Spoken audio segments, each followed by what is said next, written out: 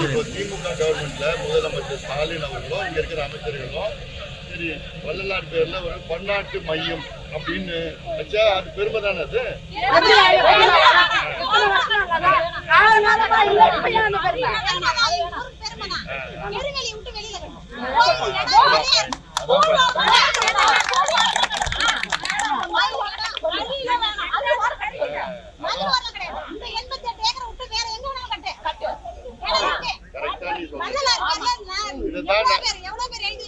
நானும் சொல்றேன் வள்ளலார் வாழ்ந்த மண் இது, பிறந்த மண் மருவூர் பதில் மண்ணு இங்க வாழ்ந்தது. இங்க நீங்க எல்லாம்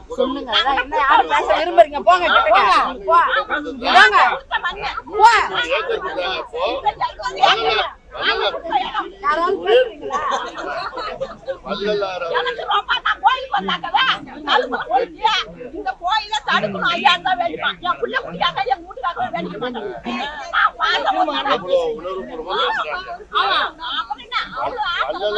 அவருடைய கனவு என்னன்னா கடைசிக்கும் இது பொதுவெளி பெருவெளியா இருக்கணும், திறந்த வெளியா இருக்கணும். எதுவும் கட்டக்கூடாதுங்கன்னா தைப்பூசத்துல 10 லட்சம் 5 லட்சம் பேர் வருவாங்க.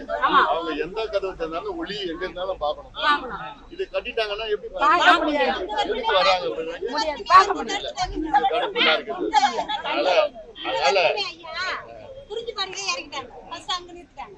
இந்த சைடு பார்த்தா மோட்டு இந்த சைடு பார்த்தா மர்வா அந்த ரோட் அங்கே நடந்து வருது. நீங்க தீவிரவாதிகள் இல்ல, தீவிரவாதிகள் இல்ல. ஏன்னா அவ்வளவு கும்பல் மக்கள் வந்து அவ்வளவு நெரிசல் இந்த திடல அந்த அடைச்சதுனால அவ்வளவு கஷ்டப்பட்டாங்க மக்கள். அந்த திடல வந்து எங்களுக்கு பெருவெளியா தான் வேணும். வள்ளலார் பேர்ல எவ்வளவு இடம் அது ஏன்னா நாங்க கூலி வேலைக்காரங்களாம் போராட்டம் பண்ணி அதை நிறுத்த முடியுமானது அதை எடுக்கலாம் அப்படின்னா ஏதாவது உயிர் சாதாரணம் வர மாட்டாங்க. நாங்க செய்யலாம், உயிரை கூட தயாரா இருக்கோம். அதனால உடம்போக்கு கிடையாது, என்னால உடம்போக்கு கிடையாது.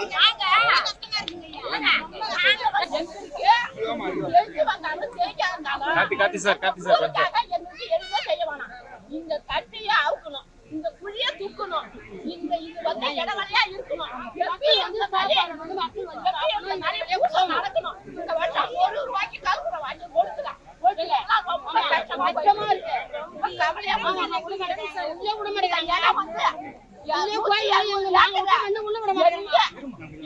எங்க முன்னோர்கள் கொடுத்த இடம்.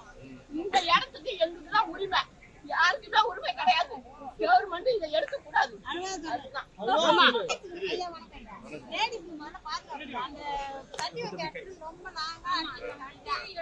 போகவே பயமா இருக்கு. இது வரைக்கும் நாங்க பயந்ததெல்லாம் கிடையாது. பயமா இருக்கு. 8 மணி ஆச்சுனால அந்த பக்கம் போக பயமா இருக்கு. ஊருக்கு போறோம்னா வந்துருக்காங்க. இப்போ போக பயமா இருக்கு. அந்த இறந்த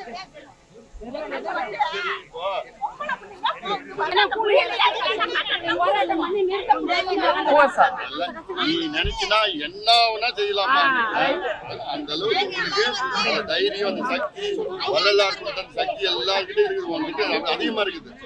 செய்திகளை உடனுக்குடன் தெரிந்து கொள்ள கீழ்கண்ட கேபிள் மற்றும் டிடிஹெச் நெட்வொர்க்குகளில் எம்நாடு செய்தி தொலைக்காட்சியை காணுங்கள்.